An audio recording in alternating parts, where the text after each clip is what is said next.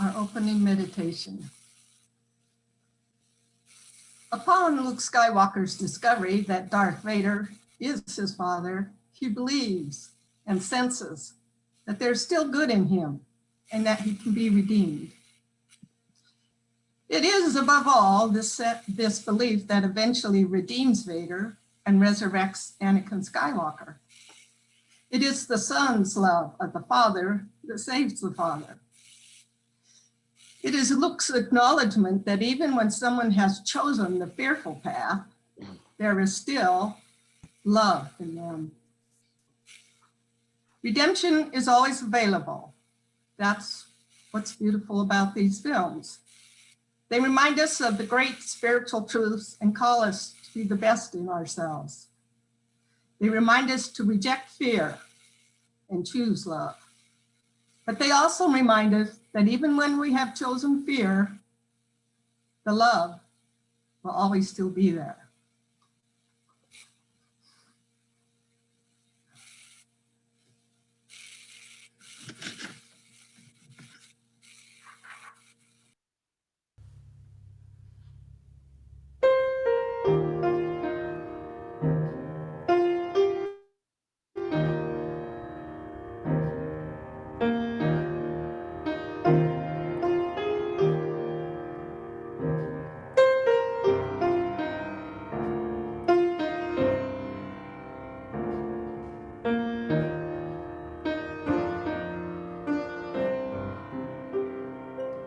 In my brokenness I am whole. Shalom, shalom, shalom. In my brokenness I am whole. Shalom, shalom,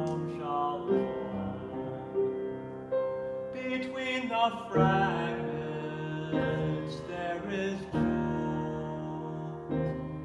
Shalom, shalom, shalom.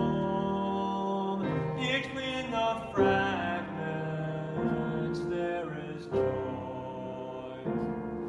Shalom, shalom, shalom. There is beauty in repair. Shalom, shalom, shalom. There is beauty in repair. Shalom, shalom, shalom.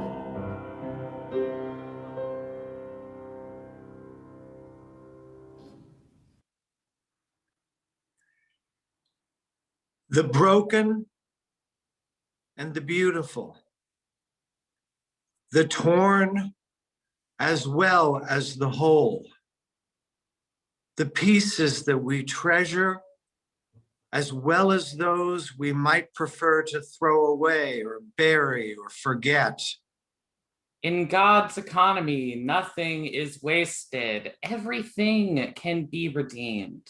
We come together to hear the stories of possibility. To find the hope that radiates from pieces put together anew. The broken and the beautiful, the torn as well as the whole, the pieces that we treasure, as well as those we might prefer to throw away or bury or forget. In God's art, the gifts that no one else can bring come together with the richness of what others offer, transforming the brokenness of the world into a pattern of beautiful redemption. We gather to find a redemption song in our midst. To discover the flourishing that only emerges together.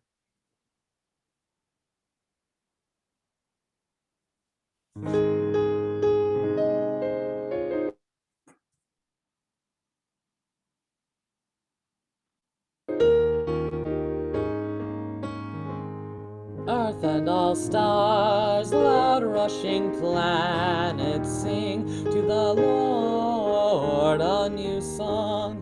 Hail, wind, and rain, loud blowing snowstorms, sing to the Lord a new song. God has done marvelous things. We too sing praises with a new song.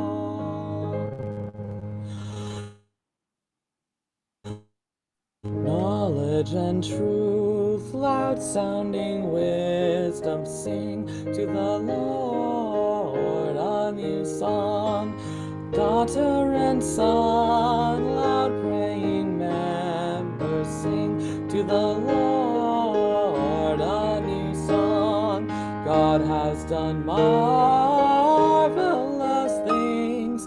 We too sing praises with a new song.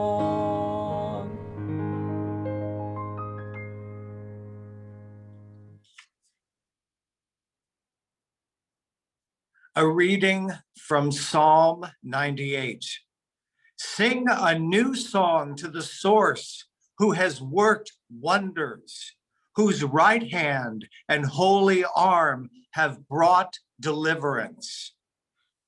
The source has made salvation known and shown divine justice to the nations, and has remembered in truth and love the house of Israel. All the ends of the earth have seen the salvation of our God. Shout to the Most High, all the earth. Break into joyous songs of praise. Sing praise to the source with the harp and melodious singing. With trumpets and the blast of the shofar, raise a shout to the source, ruler of all. Let the sea and all within it thunder, the world and all its people. Let the rivers clap their hands and the hills ring out their joy. Before the source who comes to judge the earth. Who will judge the world with justice and its people with equity?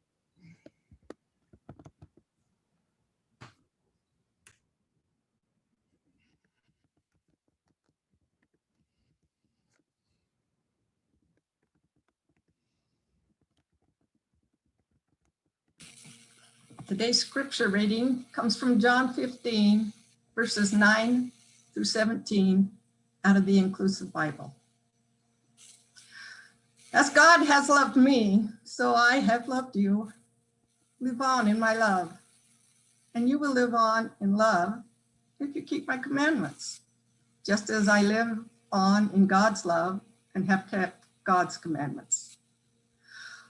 I tell you all this, that my joy may be yours, and your joy may be complete.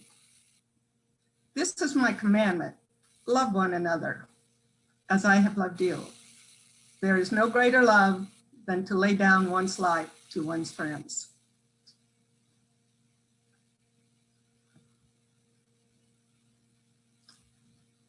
And you are my friends. If you do what I command you, I no longer call you subordinates, because a subordinate does not know the leader's business. Instead, I call you friends, because I have made known to you everything that I have learned from God. It was not you who chose me. It was I who chose you to go forth and bear fruit. You must persist, so that whatever you ask of God in my name, God will give you. This command I give you, that you may love one another. This ends the reading.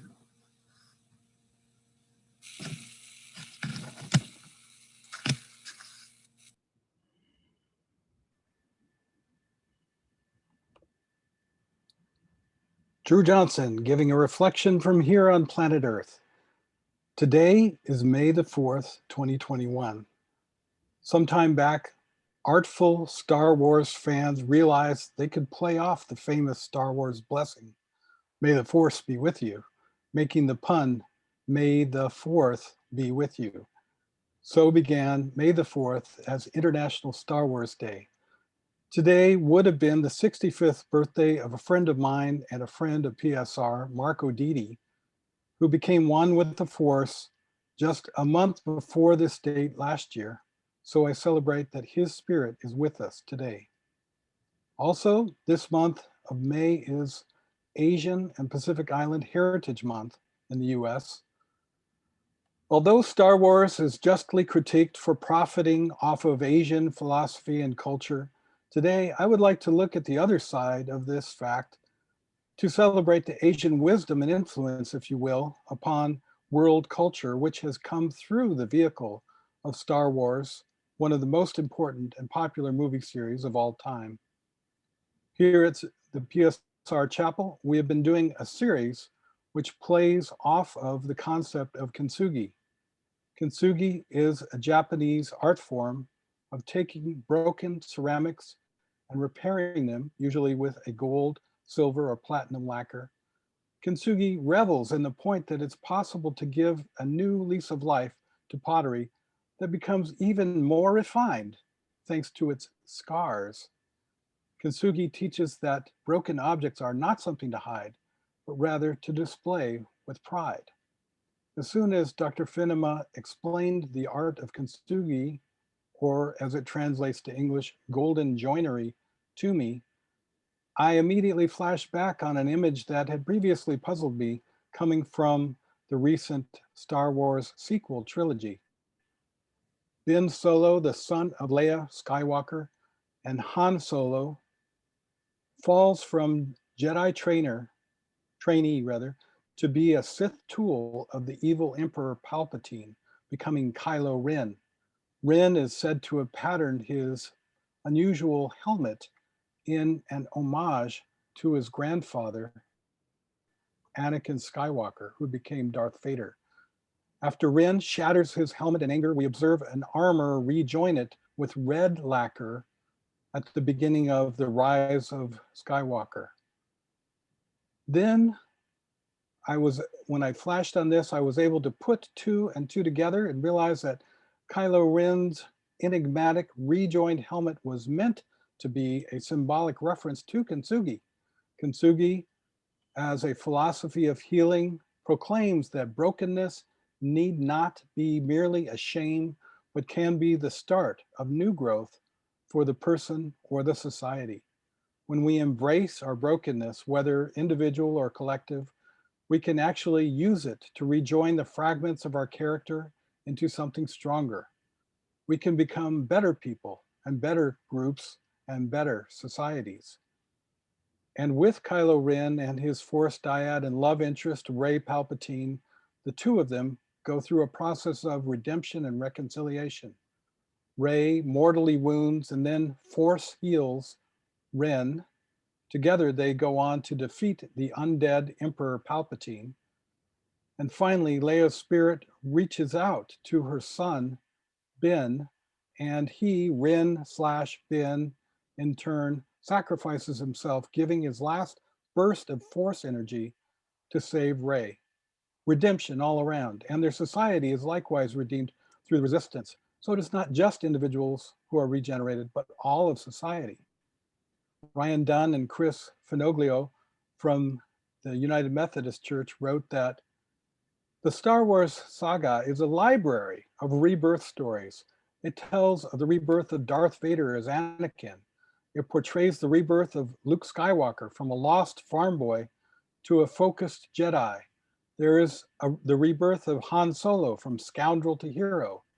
We witness the rebirth of FN 2187 to Finn. We could go on. The poet and musician Leonard Cohen wrote, "There is a crack in everything. That's how the light gets in." I'd also turn it around and say that that's how the light from inside gets out. The present Death Star, if you will, of US society obviously has serious cracks in it and is in need of this kind of healing journey of the golden joinery of kintsugi. When European Americans appropriate culture of other peoples, I believe there is both a brilliance and a shadiness to this action. The shady side results in cultural erasure and denial of the humanity of whole peoples. On the other hand, I believe the bright side is all about the repenting from a cultural internal soul void of European Americans and rebirthing the cultural spirit of the whole society. I believe that deep down there is a longing among many to step away from the divided and conquered domineering role which so-called white supremacy attempts to seduce people like myself of European ancestry. Instead, I believe there is a yearning to connect with the healing, holistic understanding of the universe celebrated in the other peoples of the world, Asian, African, Native American, Latinx, and indigenous people world over. Not many are aware that back in the 70s, when this all first began with Star Wars, George Lucas initially wanted to cast Japanese legendary actor Toshiro Mifune as Obi-Wan Kenobi or Darth Vader. Lucas drew much of his inspiration from Akira Kurosawa and Japanese cinema, and in particular, the plot of Star Wars was actually loosely based on the 1958 classic Kurosawa film, The Hidden Fortress, which Mifune had the lead role in. Unfortunately for the world, Mifune and Lucas weren't able to come to an agreement. Mifune's daughter, Mika Mifune, reported that Mifune was concerned about how the film would look and that it would cheapen the image of the samurai on which George Lucas had based a lot of the character and fighting style. At the time, sci-fi movies still looked quite cheap as the effects were not advanced and Mifune had a lot of samurai pride.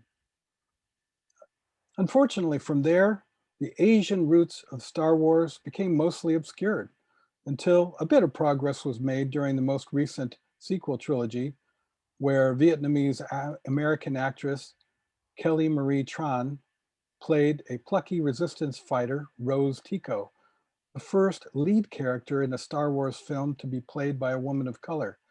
Tran reported that this had been a proud moment for her, but then writing in a New York Times editorial, She wrote that she started to believe the racist and sexist comments from online trolls. She said, their words reinforced a narrative I had heard all my life, that I was other, that I didn't belong, that I wasn't good enough simply because I wasn't like them. A recent New York Times reports, however, that recent box office successes like Crazy Rich Asians and critical hits like Minari that have focused on Asian characters have brightened Tran's view of the film industry and contributed to her own empowerment. Tran said in a video interview from LA last month, I'm finally asking for the things I want and learning to trust my own opinion. And I wish so badly that I grew up in a world that taught me how to do that at a younger age. Tran voices the starring role of the warrior princess Raya in the recently released animated film Raya and the Last Dragon. That makes her the first actress of Southeast Asian descent to play a lead role in an animated Disney movie. Tran doesn't take her milestone lightly. Kelly Marie Tran said, I feel an overwhelming sense of responsibility. In a sense, this ongoing saga of Asian influence emerging from Star Wars is a kind of redemption and rebirth story for the whole of Eurocentricity, if you will, as it struggles to reckon, repent, and repair its legacy of imperial colonialism and erasure of the other peoples of the world. I think the collection of Star Wars stories itself is like a very messy, broken pot, broken and scattered, which fans have rejoined together with the golden lacquer of redemption and hope that they derive from the story itself. If you caught last week's service, you heard Pastor Leanne Younger speak about one of my heroes of the beloved community movement, whom I have studied during my time here at PSR, Fannie Lou Hamer. Hamer made the bold claim that nobody's free until everybody's free. I think Hamer was entirely correct on this. I contend that the liberation of ourselves as individuals, as groups, as societies, peoples and nations, every single type of liberation is a continuous, ongoing, collective effort. While oppression seeks to isolate us and sell us the lie that we are all alone in the harsh treatment and despair we experience, I contend the opposite is true. Both those who are oppressed and those who, at least on the outside, act as tools of oppression are victims of the dynamics of the anti-life, which seeks to destroy all living things. Those people who foolishly think they are on top of a pyramid of domination at some point will have to reckon with the cancerous soul void that they actually help to install within themselves and society. This soul void pushes to fill humanity's heart with its hate and emptiness. I have observed that building up either hate or love within is an inside job. And this is true both for individuals and for any size of a collective of people, all the way from a couple, group, organization, society, people, nation, or our entire species taken as a whole. There is an inner self and an outer self to humans, and the soul void is like an invasion of an outer materialistic selfish ego pushing into the inner self, attempting to gentrify or displace our souls, our spirit, tragically trying to impose value of less valuable things over people who are priceless. In this most recent Star Wars movie, The Rise of Skywalker, there's a repeated line, they win by making you think you were alone. Yes, exactly. Whereas the nurturing soul and source of the universe is constantly reminding us that we are never alone. The soul void seduces us with the lie that we are all individuals isolated from the cosmos, stuck in our own private cells. In 1963, a minister wrote an open letter to the Reverend Dr. Martin Luther King Jr., criticizing King's participation in the civil rights demonstrations. In his response, which was published as a letter from a Birmingham jail, King wrote that, quote, injustice anywhere is a threat to justice everywhere. We are caught in an inescapable network of mutuality, tied in a single garment of destiny. Whatever affects one directly affects all indirectly. In the end, I cannot speak or act for anyone else but myself. So today I come before you and assert that though others do not see me as either Asian or Pacific Island American, as African American, Native American, Latinx, or any other than European American, I must see my own liberation as intimately and inextricably connected with the liberation of all other people. I and all others are in fact required by the very structure of reality itself to work together for all our common freedom from hatred and a nurturance of the soul of love. Therefore, I and other European ancestry people desperately need to understand that in the end, we are the ones engineering the very soul void within ourselves and within our society. And far from oppressed minority groups somehow needing us to rescue them, it is our own character flaws which we are imposing on others which need healing. We are all in this, all together. We all have a role to play in the struggle for human liberation. So to end with some Star Wars quotes, Poe Dameron says, "We are not alone. Good people will fight if we lead them." Yoda, "Alone, never you are." Qui-Gon Jinn, "Every Jedi who ever lived lives in you. We stand behind you." Luke, "We'll always be with you. No one's ever really gone." And finally, Luke and Leia, "And remember, the Force will be with you always."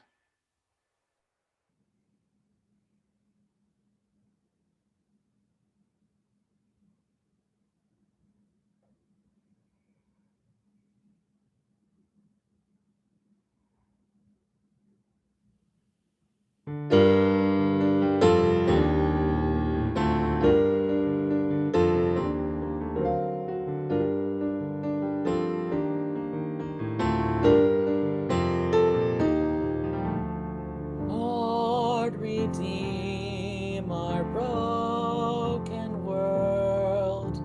Lord, redeem our broken world. Deliver us from fear and sadness, hopelessness and pain, and save us from our apathy, our brokenness, our shame. Lord, redeem our broken world. Lord, redeem our broken world. Rescue us from pride and anger, selfishness and greed. Give us hope and give us life. Restore us, set us free. Lord, redeem our broken world. Lord, redeem our broken world. Redeem our broken world. Lord, redeem our broken world.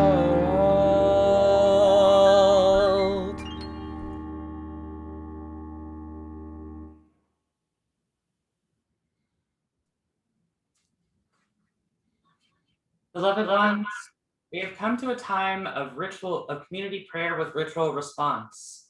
This will take place in two pieces. First, I'll ask you to offer prayers and reflections either out loud or in the chat. For the former, please feel free to unmute yourselves. Reflecting upon the question, what gives you hope? And next, I ask the same actions and reflections to come on the question of what hope do you want to give to the world? Let us pray. What gives you hope?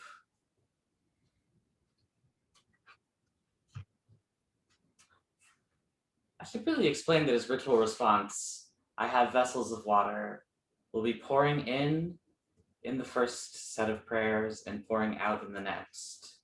as the small vessel of ourselves from the larger one of creation, of our inspiration and relationships, is then poured into an even larger one of creation and our collectivity.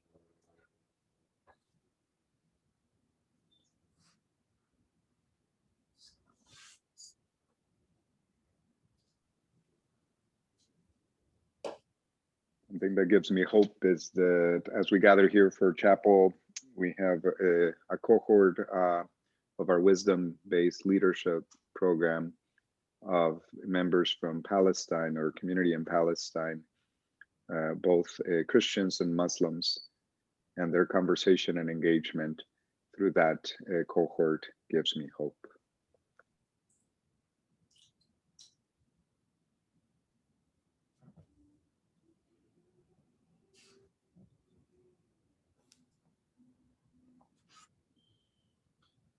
Nicole's kids and their love of the Star Wars movies gives her hope.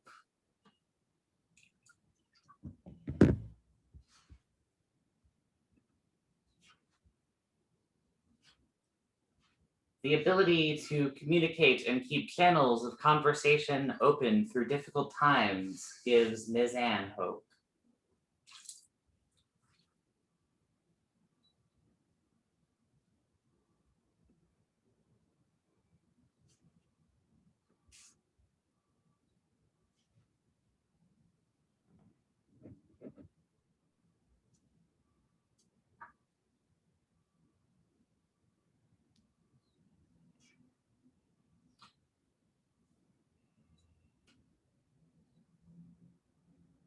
Bobby's kids and their generation's care for inclusivity and justice gives him hope.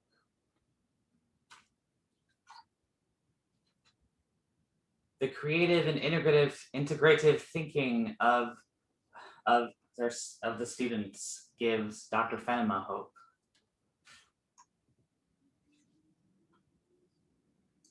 The wisdom and poetry of Japanese art forms gives Will hope. Staying open to the wisdom journey, though not easy, gives Dean Abraham hope.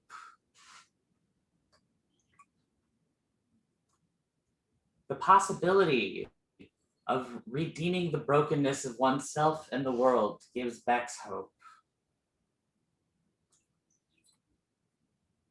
Today's message offered hope, praise Ms. Anne. The power of community gives Susan hope.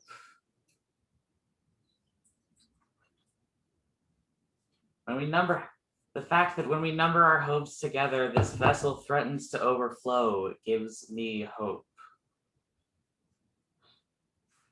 And now, reflecting again out louder in the chat, what hope do you want to give to the world?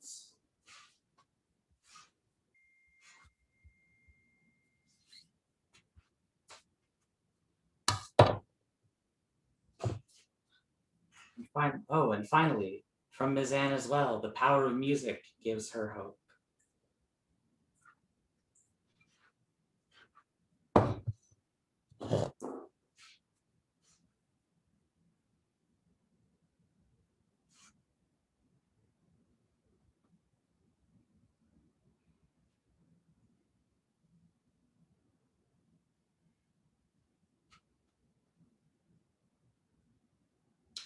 Dru wishes to offer the hope of gold joinery, of scars becoming strength to the world.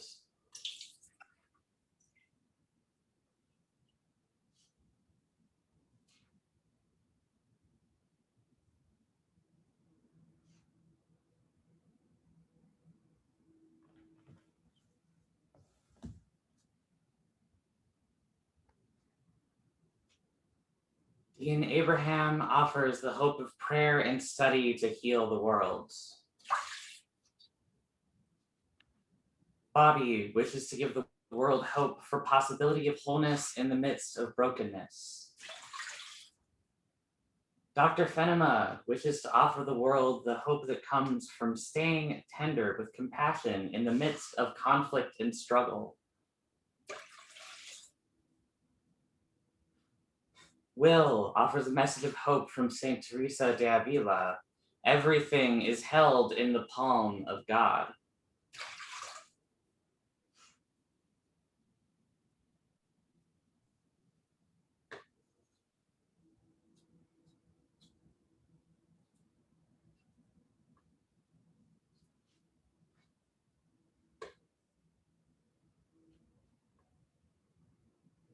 The hope of restorative justice and healing for the trauma caused by systemic racism is offered by Bex.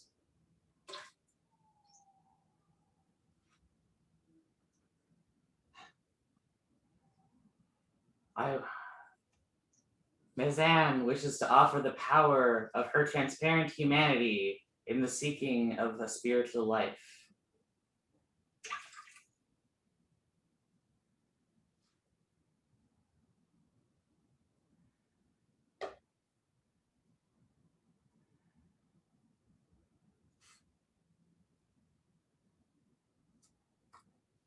Susan hopes for the world to have a new beginning based in love.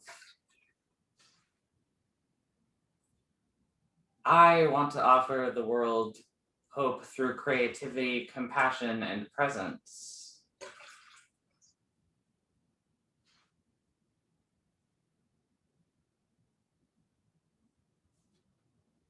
Bex offers the hope that we are co-creators to make this world a better place to live.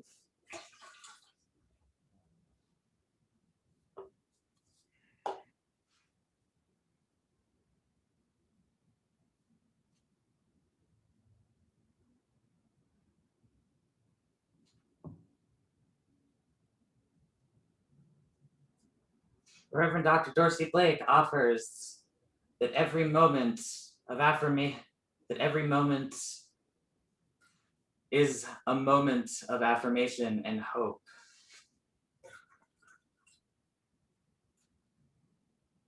Beloved ones, the vessel we pour as individuals is empty, and what the world needs is hardly half full. When I look into this vessel, I see that there is still more hope that we can offer, even beyond this space. It is my prayer and my hope that together, in the interweaving of our lives, we fill the world with it. Amen.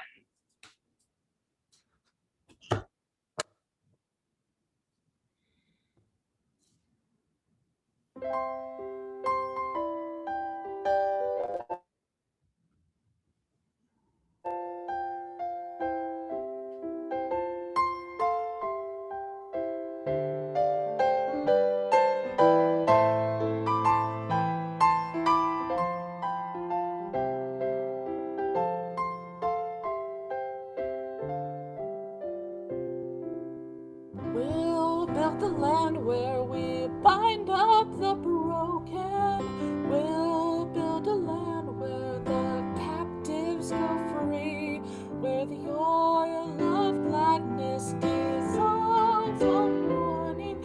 Oh, we'll build a promised land that can be.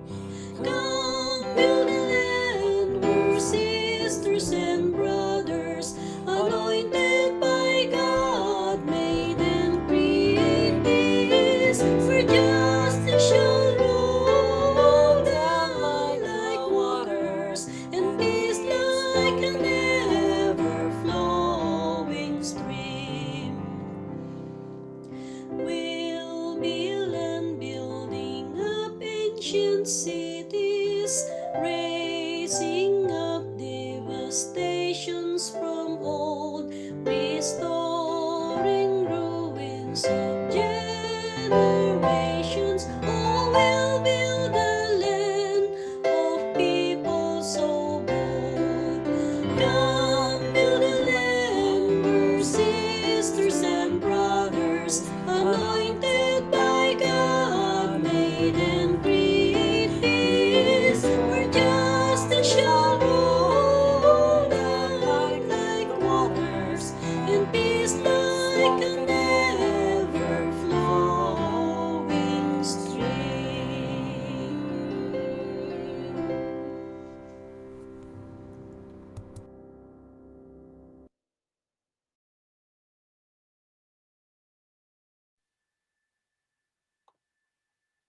And so we go back out into our world, holding close the knowledge that we are never alone, that our ancestors are always with us, that we are together in our struggle. We repeat the sacred insights of Fannie Lou Hamer. Nobody's free until everybody's free. Of the Reverend Martin Luther King Jr. Injustice anywhere is a threat to justice everywhere. We are caught in an inescapable network of mutuality, tied in a single garment of destiny. Whatever affects one directly affects all indirectly. And finally, of Leah and Luke, and remember, the force will be with you always.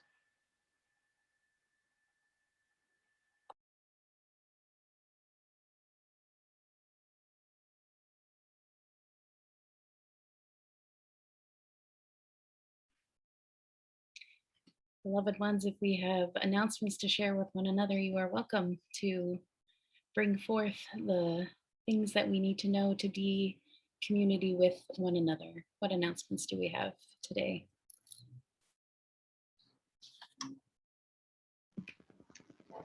Good morning, almost afternoon. Please be aware that Koinonia nomination forms in a Google form is available. I'll post that, and we encourage you to just nominate folks who have been important in building up community and the spirit of have made contributions community-wise, academically, and otherwise, and in service. And there's a short turnaround time for those. So please fill out the form at your earliest convenience. And if you need one or you have trouble getting the form, don't hesitate to write me. Thanks. Yes, ma'am. I don't have an announcement, but I would like to ask you for your continued prayers and thoughts for the people of India and what is going on. It's staggering. I just recently heard that the reported numbers are so false that most watchdog agencies are saying the numbers are at least 5 times higher. So we're looking at 300,000 infections a day, and they're reporting 60,000 deaths. These are numbers that in the West we can't even comprehend. But so much is hidden and so much is unavailable to the rest of the world. So just, to our siblings, my own sisters are there, and one of my sisters who I talk with a lot, the other one I don't talk with a lot, but the one I talk with a lot actually isn't talking. And I'm suddenly full of fear. Is she ill? Is that why she's not talking to me? So it's just a frozen sense of, my gosh, what is going on? In any case, just heavy on my mind, and ask for your prayers.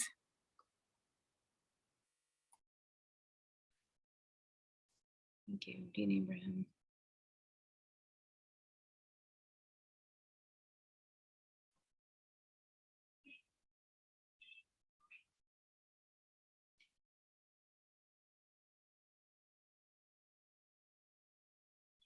Any other announcements or prayer requests to hold together?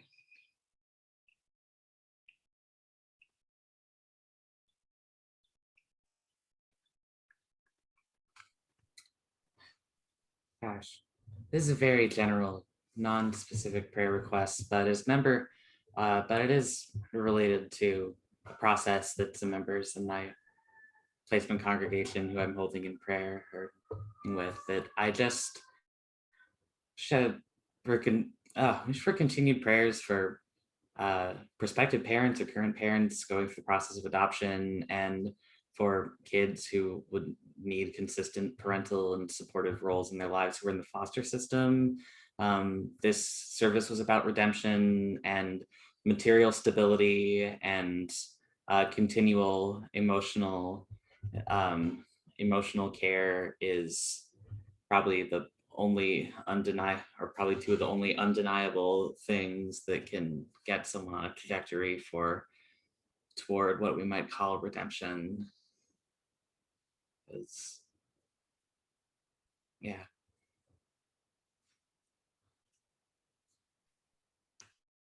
Thanks, Maggie.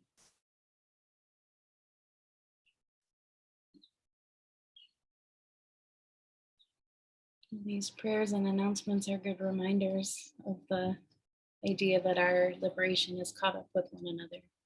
So we go forth from this place to live as if we believe that is true, and to find and discover ways to make that reality present in our midst in all that we do. Go in peace, dear ones, to love and serve our God.